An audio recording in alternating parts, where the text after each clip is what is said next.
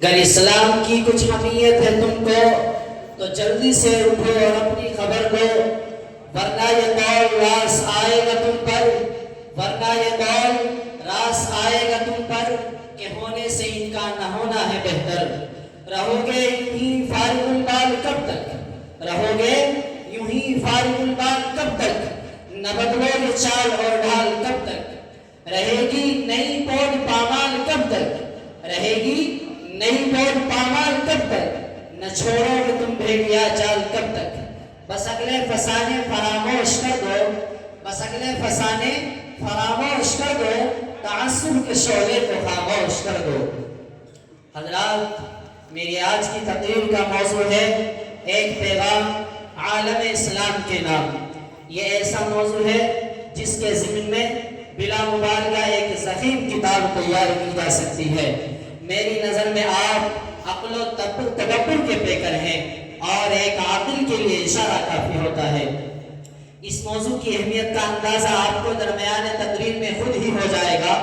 میرے آج کے موضوع سخن میں ہر وہ بات ملے گی جو ایک بے حس انسان کو حساس بنانے کی قوت رکھتی ہے۔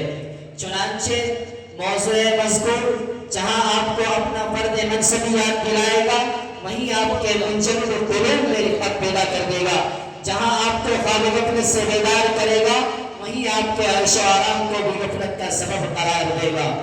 باوقار سامعین، عالم اسلام کی بے حسی اور بے اعتنائی ہر حساس شخص کی نظر میں خار بن کر چبھ رہی ہے، اور اس کی نظر یہی کہتی ہے کہ بارے الہی، ہمارا ماضی کتنا تابناک اور روشن تھا، پھر مستقبل اتنا تاریک کیوں ہو گیا؟ ہم نے کون سا قصور کیا جس کی سزا نے ہمیں اس موڑ پر لا کھڑا کیا، جس نے ہماری حیثیت کو مجروح کر دیا، ہمیں عزت و وقار کی نہ ذلت و خواری ملی، ہمارا معاشرہ درہم برہم ہو گیا، ہماری نیندیں اڑ گئی، ہمارا سکون و اطمینان ظلم و ستم کی نظر ہو گیا، ہم شرم کے باعث گردن خم کرنے پر مجبور ہو گئے، کیونکہ دنیا کی ہر باطل طاقت ہم پر حملہ آور ہے، کوئی ہمارا یار و مددگار نہیں۔ یہی وجہ ہے کہ میڈیا ہمارا مخالف ہے، کوریا ہمارا مخالف ہے، امریکہ ہمارا مخالف ہے، اخبار و رسائل ہمارے مخالف ہے، موجودہ حکومت ہمارے مخالف ہے، مورخین دورہ ہمارے مخالف ہے، محرکین دورہ ہمارے مخالف ہے، مظالموں کے اخبار ہمیں پر ہے، غیر حاکم کا تصور بھی ہمیں پر ہے، کوئی ہماری خرید و فروخت کرتا ہے تو کوئی ہمیں انگلیوں پر نچاتا ہے، کوئی سولیوں پر چڑھاتا ہے تو کبھی دریاؤں میں بہاتا ہے۔ یا رب، تو ہمارا پروردگار ہے، تو رحیم ہے، تو سراپا عدل انصاف ہے، تو یہ سزا ہمیں بغیر قصور کے نہیں دے سکتا۔ ہمارا کوئی نہ کوئی قصور ضرور ہے، ہم نے کوئی نہ کوئی غلطی ضرور کی ہے، ہم یقیناً کسی غلط راہ پر چل پڑے ہیں، ہم کسی خاص نظر سے ضرور پھسل گئے ہیں۔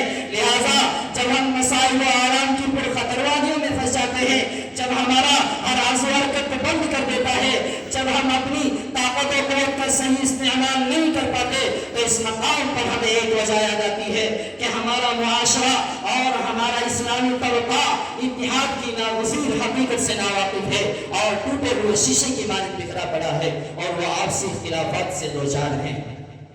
ورنہ آپ خود فیصلہ کیجئے، جس کا مذہب ایک، جس کا خدا ایک، جس کا کلمہ ایک، جس کا قرآن ایک، جس کی روش ایک، وہ پھر آج مجبور بے بس کیوں ہو گیا؟ وہ مغلوب کیوں ہو گیا؟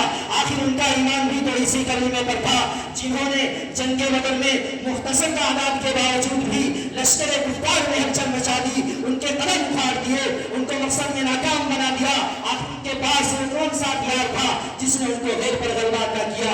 آخر کوئی تو وجہ ہوگی، اور وہ وجہ یہ ہے کہ اتحاد کی ڈگر کو اختیار کر کے اس مقصد عظیم میں کامیاب ہوئے، اور انہوں نے اپنی جان کی بازی لگائی، اور انہوں نے انقلاب اتحاد کے بلبوتے پر برپا کیا۔ لیکن افسوس ہوتا ہے اس وقت جب ہم اپنی اختلافات کی گلیوں میں جھانکتے ہیں کہ آج مسلم معاشرہ تعصب و فرقہ واریت کے بہتے ہوئے شعلوں میں چل رہا ہے۔ کسی کا اختلاف ہے صوبے سے، کسی کا اختلاف ہے قرآن سے، کسی کا اختلاف ہے حدیث سے، کسی کا اختلاف ہے مدارس اسلامیہ کے موجودہ نصاب تعلیم سے۔ غرضے کے قوم مسلم اختلافات کی بھٹی میں شوق سے جل رہی ہے۔ حضرات، عالم اسلام جس پر خطر اور نازک دور سے گزر رہا ہے، وہ ایک قابل غور واقعہ اور ناقابل فراموش حقیقت ہے۔ ایسے ماحول میں ہم محتاج ہیں اتحاد کے۔ باوقار سامعین، آپ سبھی دعا کریں کہ اللہ رب العزت ہم سب کو اتحاد کی توفیق عطا فرمائے۔ اس شعر کے ساتھ اپنی تقریر کو ختم کرنا چاہتا ہوں۔ اگر اسلام کی کچھ اہمیت ہے تم کو تو جلدی اٹھو اور اپنی خبر لو کہ تمہارے دین کا دشمن بڑا فریبی ہے، تمہارے دین کا دشمن بڑا فریبی ہے۔ جلوس و احتجاجوں سے کچھ نہیں ہوگا، اسے عقل اور اتحاد سے مارو، اسے عقل اور اتحاد سے مارو، گرجتے گونجتے نعروں سے کچھ نہیں ہوگا۔